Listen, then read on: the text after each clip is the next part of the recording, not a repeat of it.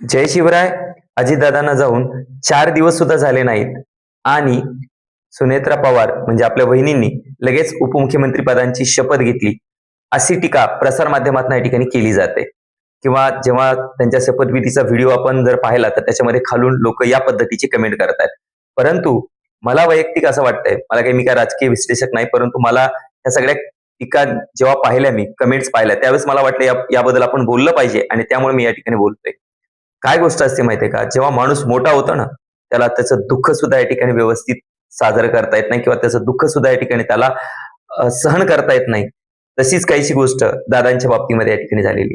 म्हणजे वहिनींनी जी शपथ घेतलीये ती काय लय राजकीय स्वार्थासाठी घेतलेली नाहीये. काही इथं गिधाडांची गँग आहे, आमदार त्यांच्याच पक्षातले. ते या ठिकाणी याच गोष्टीचा फायदा घेऊ इच्छितात आणि ते होऊ नये यासाठी नाईलाजास्तव या ठिकाणी गोष्ट करावी लागते.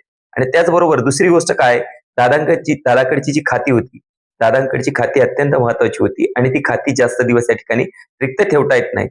आणि मला एक सांगा, या महाराष्ट्राला पहिल्यांदा महिला उपमुख्यमंत्री भेटल्यात, निश्चितच आपण त्यांचं कौतुक करायला पाहिजे. आणि एखाद्या स्त्रीला तिच्या पतीचं निधन झाल्याचं जे सूतक आहे ते 13 दिवसाचं नसतं, तर ते आयुष्यभरासाठीचं असतं.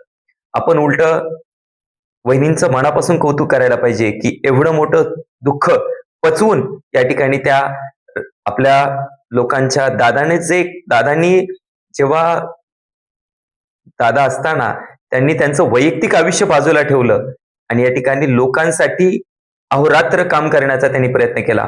आणि अगदी तोच वारसा म्हणजे स्वतःचं वैयक्तिक दुःख बाजूला ठेवून या जनतेसाठी, या लोकांच्या सेवेसाठी जर वहिनी शपथविधी घेत असतील तर याच्यामध्ये मला तरी काहीतरी चुकीचं वाटत नाही.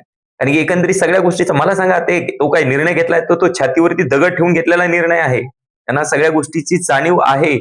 परंतु कसं आहे, जर या वेळी सगळ्या गोष्टी सावरल्या नाही तर काही लोक आहेत गिधाडाची गँग, ते या गोष्टीचा गैरफायदा घेऊ शकतात. म्हणून या गोष्टी करणं गरजेच्या वाटल्या.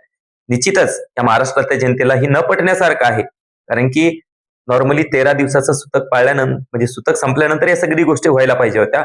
परंतु त्याला काही गोष्टी आहेत की ज्यामुळे त्यांना या गोष्टी नाईलाजास्तव कराव्या लागल्या. तर आपण त्यांना त्यांच्याकडून दादा ज्या पद्धतीनं कार्य करत होते अगदी त्याच पद्धतीचं कार्य आपल्या वहिनीकडनं सुद्धा हो एवढी सदिच्छा बाळगूयात.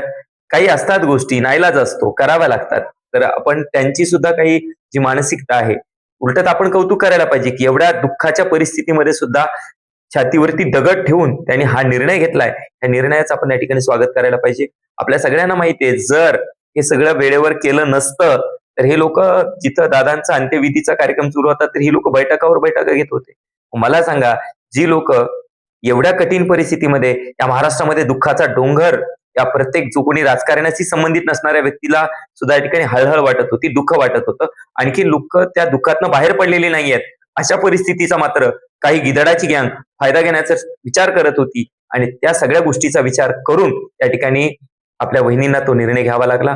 आपण दादांनी ज्या पद्धतीने या जनतेची सेवा केली अगदी त्याच पद्धतीची सेवेचा वारसा आपल्या वहिनी पुढे नेत्याल एवढीच एक अपेक्षा बाळगतो आणि थांबतो. धन्यवाद. जय जिजाऊ, जय शिवराय.